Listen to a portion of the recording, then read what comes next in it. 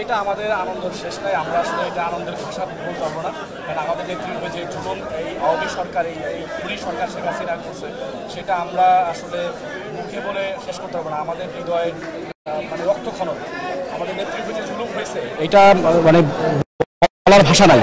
আমাদের নেত্রী এখন মুক্ত, আমরা এটা আমাদের অনেক আনন্দ। এই আনন্দ আমাদের শেষ করতে পারবো না।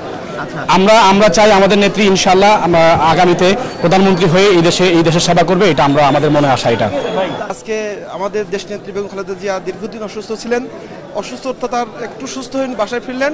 আপনারা জানেন এর আগে যে ফ্যাসিস্ট সরকার ছিল, হাসিনা সরকার, অবৈধ সরকার, এই সরকার আমাদের মায়ের মতো নেত্রী দেশ নেত্রী বেগম খালেদা জিয়াকে একটা সুস্থতার জন্য চিকিৎসা পর্যন্ত করতে দেয় নাই। আজকে জনগণের ক্ষোভে গণ অভ্যুত্থানে সে পালিয়ে গেছে। এই পালানোর প্রতিশ্রুতিতে বাংলাদেশে এখন গণতন্ত্রের একটা সরকার প্রয়োজন।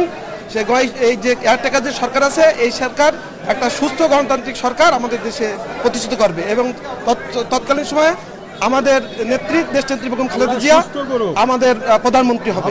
দেশনায়ক তারেক রহমান দেশে ফিরে আসবেন। আমাদের ম্যাডাম আল্লাহর রহমতে মোটামুটি সুস্থ আছেন এবং বাসায় ফিরবে। আমরা সেই খবর পেয়ে নিশ্চিত হয়ে আমরা এখানে এসেছি ম্যাডামকে দেখার জন্য।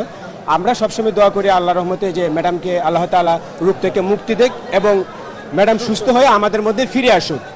গণতন্ত্রের মা, মাদার অফ ডেমোক্রেসি, যিনি সারা বিশ্বে এক নামে পরিচিত, আপুসহীন নেত্রী, সেই আপুসহীন নেত্রীর মানে আমরা আরোগ্য কামনা করে আমরা সবাই এখানে আজকে দলমত নির্বিশেষে সবাই জাতিগোষ্ঠী নির্বিশেষে আমরা সবাই ঐক্য হয়েছি ম্যাডামকে দেখার জন্য, শুধু এক নজর দেখার জন্য। হ্যাঁ, আমি দেখেছিও ম্যাডামকে দেখে আমি অনেক খুশি হয়েছি।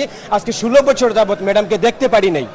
আমি 2001 সাল থেকে আমি কোনো এর মধ্যে প্রতিনিধি ছিলাম না। 1 সাল থেকে আমি বিএনপিকে সাপোর্ট করি এবং এই দলের কাজকর্ম সম্পূর্ণ করে আসছি। আমি সম্পূর্ণভাবে এই দলের সাথে জড়িয়ে আছি 2001 সাল থেকে। ছোটবেলা থেকে আমি কতটা ভালোবাসি দলকে, একটা ছেলে কতটা ভালোবাসে থেকে 11 বছর থেকে সেই এই দলের সাপোর্টে থাকে। আমি দেশনেত্রী বেগম খালেদা জিয়ার যখন দুর্নীতির মামলা রায় হয় তখন আমি প্রেস ক্লাব থেকে ম্যাডামের গাড়ির সাথে ছিলাম। ওখানে আমার ম্যাডামের গাড়ির সাথে ছিল আমাদের গাজীপুরের সভাপতি মিলন ভাই, ওই যে এমপি মিলন ভাই, এখন গাজীপুরের সভাপতি। ওই সময় দেখছি আর আজকে প্রথম কাছ থেকে দেখছি।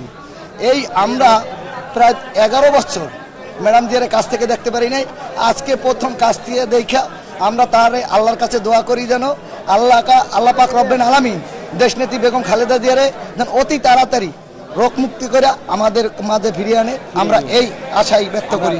জনগণের কাছে আমরা দোয়া চাই যে দেশনেত্রী বেগম খালেদা জিয়ারে যেন সবাই মিলে ইনশাআল্লাহ আল্লাহর কাছে দোয়া চাই যে সবাই যেন আমাদের মাঝে দেশনেত্রী বেগম খালেদা জিয়া ফিরিয়ে